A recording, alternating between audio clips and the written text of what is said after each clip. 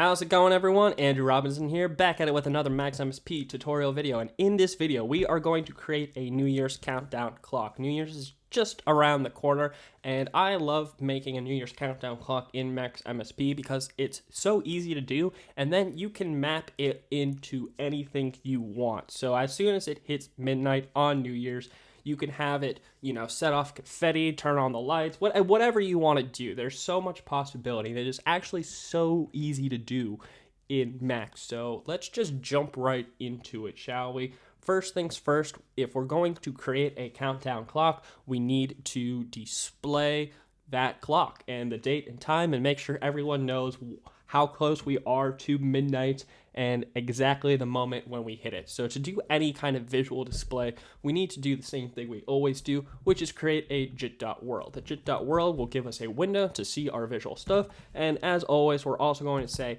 at floating 1, at FSA 1, and at FS menu bar 0. This will give us a floating window, full screen anti-aliasing, and it will turn off the menu bar when we are in full screen mode. And then I'm going to press T on my keyboard, create a toggle, patch that into the jit.world, lock the patch down here, click on that toggle. It sends a 1 out through that patch cord, turning the jit.world render engine on, and you can see that it changed color for the background, so that's a sign that it is working. We're going to unlock our patch so we can go back to creating code. And now that we have this set up, we're going to create a text object to see text in our jit.world. And to do that, we're going to use the jit.gl.text2d. Jitter is all the visual things, GL is our OpenGL objects, which works with our world, and text2d displays 2D text. So everything we need right there in the name, and it's really easy to get text to display. We just need to send the message text and then whatever text we want to display. So if we say text hello, it will display the text hello. Similarly, we can use the prepend object with the word text, and what this does is just sticks this text here at the front of whatever is patched into the prepend object. So if we create another message, said hey, patch that through the prepend and click that, then you'll see our text changed to the word hey. And if we hover over this patch cord, you can see it says text hey. It's the exact same thing as sending this message here. I like using the prepend object over the message boxes. And now that we have some text displayed there and a way to display text, we're going to go ahead and set this up so it looks nicer. And you can do whatever you want with this step, but the main things we need to look at are probably the color. So I'm going to set that to be completely white by changing the JIT-GL color. And in case you don't know, this is the adder UI object. I pressed A on the keyboard to create that, patched it into the JIT.GL text object, and then when we lock our patch, which you can also do by, if you're on a Mac, command clicking anywhere in the blank space of your patch. This lets you interact with the adder UI object. And from there, you can click on it and find a list of messages and attributes to change about the object. So color is one of them. And then once you click the color, you can click in the color box and it gives you, this color wheel to change the color. We're going to stick with white. Another setting is font size, which is down here. The default is 9, so we're just going to click and drag and increase that and make it really big. I don't know exactly what size we want to go with just yet, but we'll do something like that to start with. And then for the align, we're going to say center, so it is more centered in the middle of our window. Now that we have got all of these attributes set up, if we unlock the patch and we hover to the left of the jit.gl.text2d object, you see there's this green arrow. It might be a different color on your screen if you're using Max 8 instead of 9, but it's this arrow that we want to click on, and there's this option here that says transform, and then it says change attributes to arguments. Go ahead and click that, and you'll see that our color value, our align, our font size, and also this matte diffuse, sometimes other attributes get set. Everything gets saved as we have it set. So now that that has been hard-coded into the object, we don't have to worry about our settings and changes that we made getting overwritten or forgotten about, which is pretty nice. So we've got our text displayed, but we actually need 2 bits of text. We want to display the date and we're going to want to display the time. So I am also going to now set the position for our jit.gl text, and this is an XYZ position. So if we just change this middle value, we'll change the Y value and we'll move it up so it's out of the way. And again, we'll just click on the transform, change attributes to arguments, so it saves that position value in the object. And then we're going to just highlight and Control C, Control V, so we have a second one. And then we're going to move this one down. And we don't actually see it because we have to resend this message so that there is text to display. So now we have two hays. This one can be -4. And again, transform, change attributes to arguments. So we'll have one that will display the date, and we will have one that will display the time. So our next step is to get the date and time.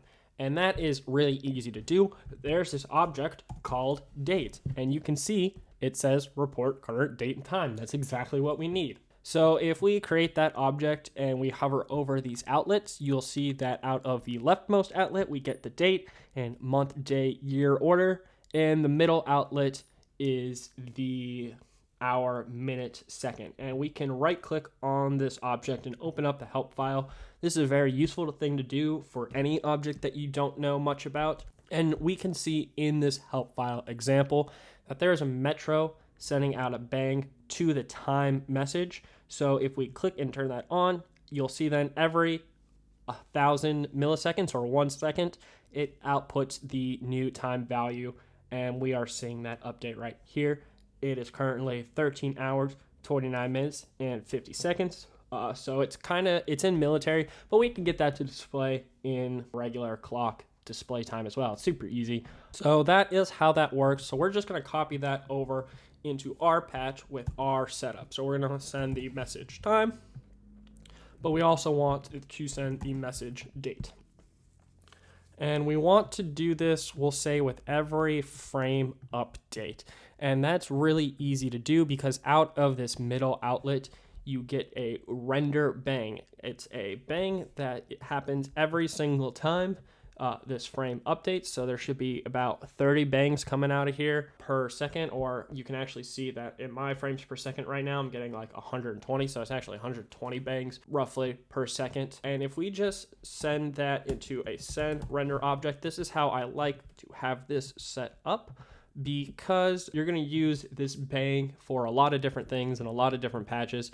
So it's just useful to have it attached to a clear labeled send and receive pair. So you can have it be wherever you need it to be in your patch, and it will still be getting that bang from the jit.world object, which is super nice. So we can move all this stuff down to give ourselves some room to do some coding. And we can take this R render, which is receive, and patch it into the date and the time. And for very specific reasons, we're going to use the trigger object, which does actions sequentially from right to left. All things in Max happen right to left, and sometimes you need to really specify that because placement of the object can sometimes change the order that it does things in, which may or may not break your code. So we're just very specifically going to first get the time and then immediately after get the date. And the reason for that is because we want to know when it hits midnight before anything else. But it's going to be like milliseconds difference between this two, so it's not super vital that you actually do this at this point, although I'm just pointing it out and doing it because you may run into a situation in your patch, whatever you're trying to make, where the order does actually matter, and this would be a way to solve it. So with that in mind, we have now an update of the date and the time every frame update. And if we just patch these into message boxes, we can see that that is working. This is the current date, and this is the current time. So super easy to recall that.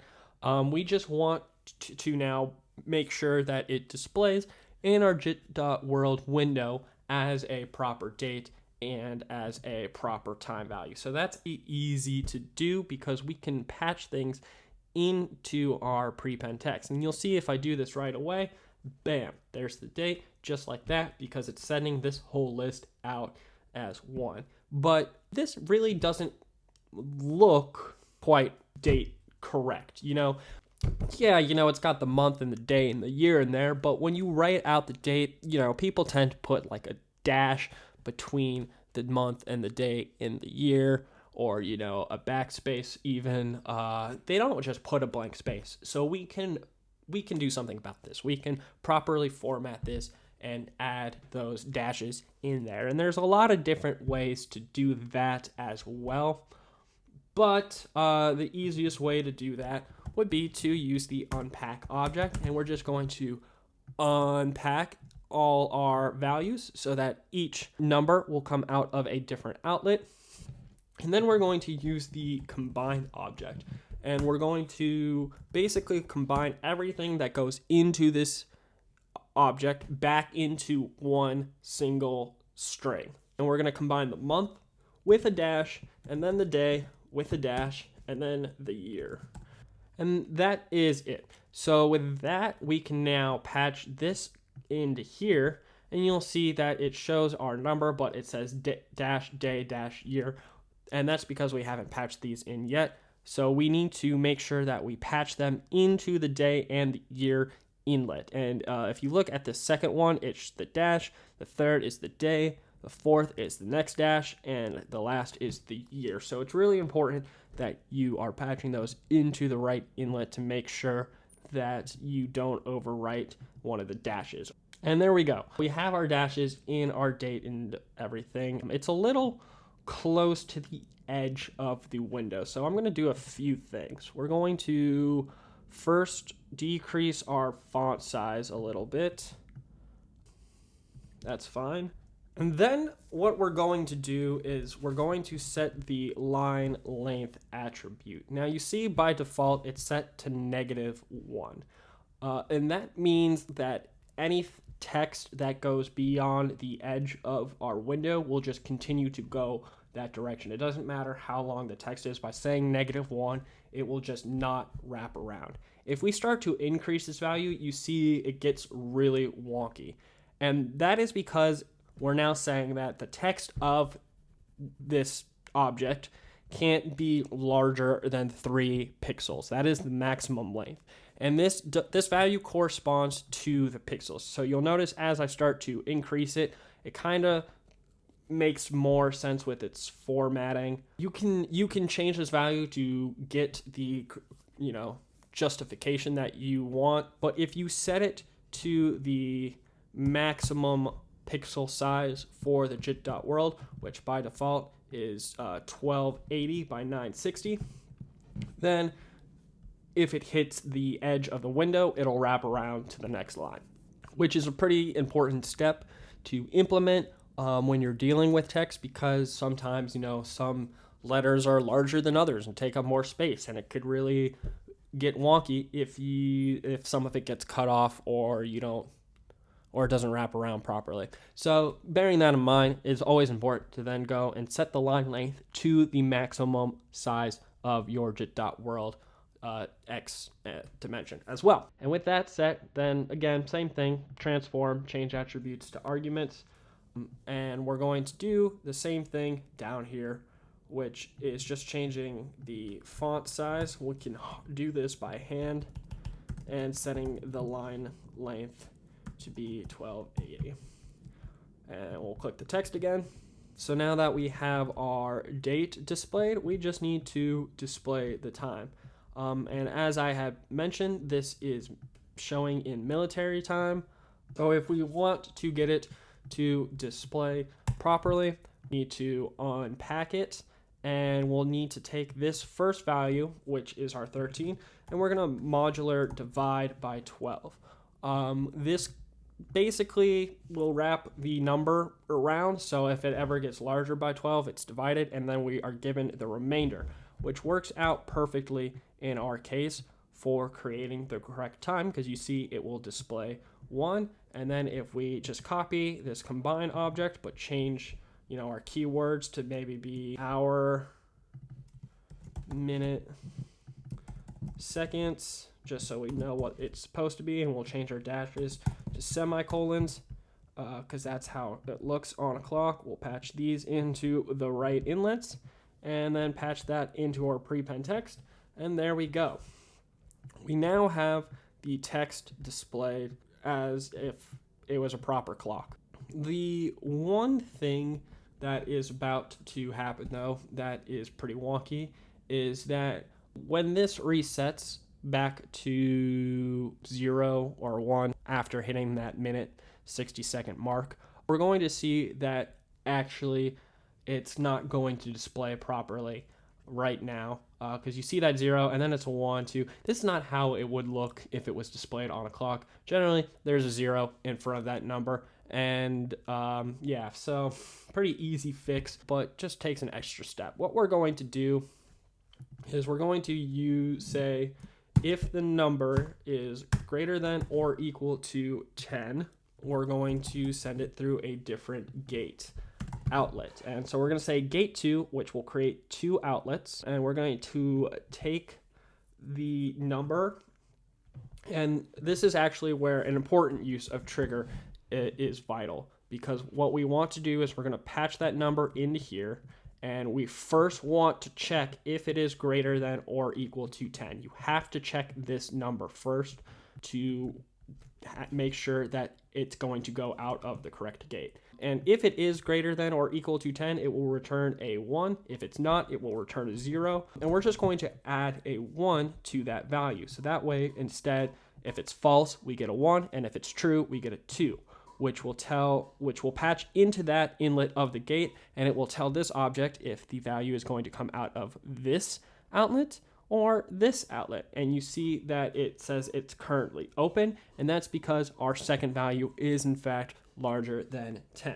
When that's true, we'll have that outlet go out into this second inlet, but we also need to pass that number through the gate. So that's where this outlet of this trigger object comes through. This will be patched into the gate object so that it could pass through one of these gates. And again, the order here is very important. We need to first check that this number is greater than or equal to 10, and then pass it through the gates in order to make sure that it is going to display correctly, in time, and the right number. So now that we've separated that, we want to add a 0 to the beginning of that for display purposes. So that is where this combine object is going to come in handy again. We can say combine 0, and then we'll say I as an integer, and we're going to say at triggers 1, which will turn this out inlet into the hot inlet. You'll notice it's red, and this one is blue. This is a cold inlet.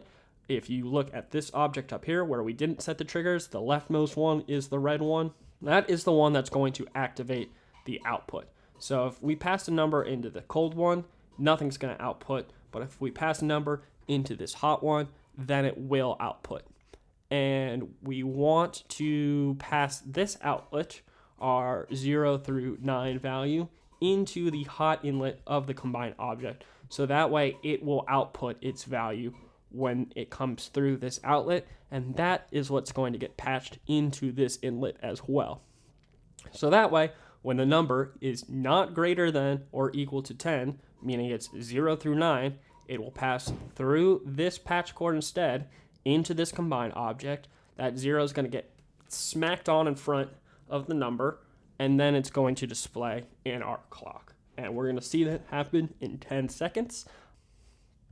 There we go. Now see, that 0 is there, just like I was saying, and it looks more like a clock as well. And nothing gets weird timing-wise with the number changing from 9 to 10, and that is because of this trigger object that we implemented, doing everything in the right order. So with that set up pretty easily, we're going to take it and we're going to copy and paste it, because we're going to need to do it again for this one as well, because this will also get wonky when it's between 0 and 9. So we'll just patch that out into that, and then this patch cord can go there, and we'll pull this one here as well. And it's going to take 15 minutes for it to wrap around back to that point.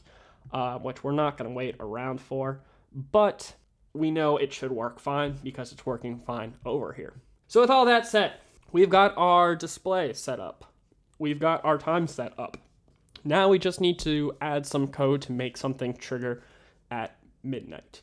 And there's a lot of different ways that you could do this as well. If we just said something like equals 2025 and took this number out here, which again is our year outlet, then when this updates to from 2024 to 2025, it's going to be equal to the number we have set, which means we're going to get a 1, and we would see this toggle light up. It's not lighting up because it is not currently equal to that year. It's equal to 2024. We could see this happen if we change this number to 2024.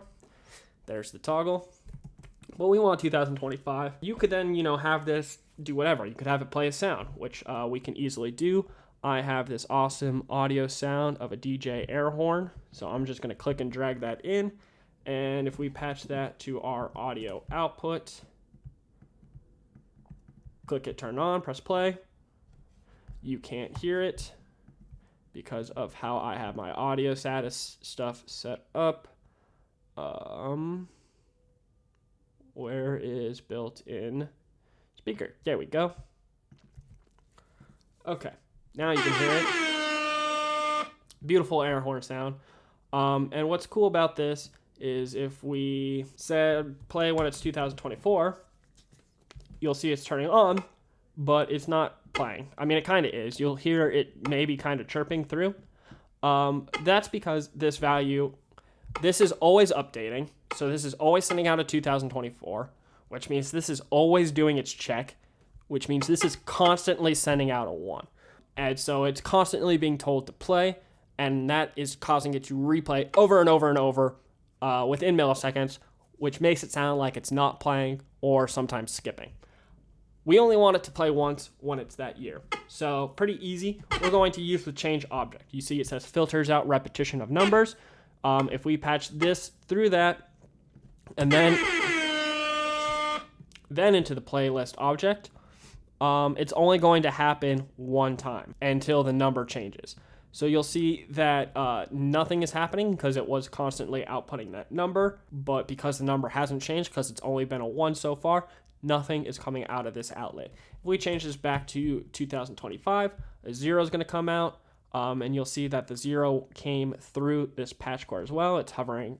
It's hovering when we hover over the patch cord, so we know that happened. And then as soon as it's updated to 2025, it's going to happen once and only once because it's going from a 0 to a 1. And we can, again, test this again by changing it back to 2024 now. That 1 came through, caused it to play, and it's not going to happen again until it changes from a 1 to another number. So change is super useful for that reason. Let's change it back. And at this point, you could click this loop button if you want. And then as soon as it hits 2025, it's going to loop this DJ air horn sound for the entire year. And it will continue to play it for the entire year until it's 2026, at which point it will finally turn off. If that's what you want, you could be done with this video now. I hope you learned something very valuable. I'll see you in the next one. If you want to go that extra step, though, and maybe have it play when it's 2025, but not play for the entire year, super easy to do as well. You just got to, add some more steps. So if instead of saying equal to 2025, let's take this and we'll say if it is equal to 59 seconds, which would come out of this outlet, then when it is equal to 59, it's going to also send out a bang, which we will want to actually have turn off our air horn. So we'll say cell 1, which means when it receives that 1 being true, it's going to turn that 1 into a bang, which we can then patch into a message 0. So our true, it being equal to this number, will then send out a 0 instead of a 1. But we don't want it to immediately turn off our sound. We want it to happen maybe after the second is over, so it plays for a full minute. And to do that, also very easy, we're going to say delay 2000, because that will actually give it the correct time to do it once that full second is over. It will trigger first at the 9, let it play for a sec, let it play for the next sec, and then turn it off. But this will actually turn the sound off every single time it hits that 59 seconds, which is like, I guess, kind of okay, because it's not going to be playing until 2025 anyways. But if we really wanted to be extra fancy, we could create a gate, put this in the right inlet of the gate, patch that into the equals, and then take this change outlet into the left inlet of the gate. So that way, this will only be open when it is 2029 or 2025, and that number will only be checked to turn off when it is that year, which is, it really doesn't add anything, but it's technically more correct. And that's just like a basic implementation of this countdown clock. At this point, it's basically ready. But again, you could use what we're doing here to do so much more. You could have it play a DJ air horn sound and change the lights, play visuals and other sounds and maybe videos and whatever you want it to do. The only limit is your imagination. And you could even get fancier with it, because all these numbers that we're unpacking are date and time value. You can patch into anything else in Max. So not only could you create like a countdown clock that counts down to the end of the year and then does something when it happens, but you could have it, you could have the counting of the clock be a granular synthesizer, any kind of synthesizer, leading up to it. Or maybe, like the closer it gets to midnight, the larger the text gets, or the color changes, whatever you want. There's so much possibility. It's insane. So hopefully you're inspired and you learned something from this video. And as this clock counts down to the new year, there will be many more videos specifically on Max 9 stuff, as I've had a good amount of time to dive into it now, and I am ready to start sharing some of those tutorial videos and things that I've learned. So I'm looking forward to that in the new year. Thankful that you guys are here watching my videos, and I will see you in the next one. Take care.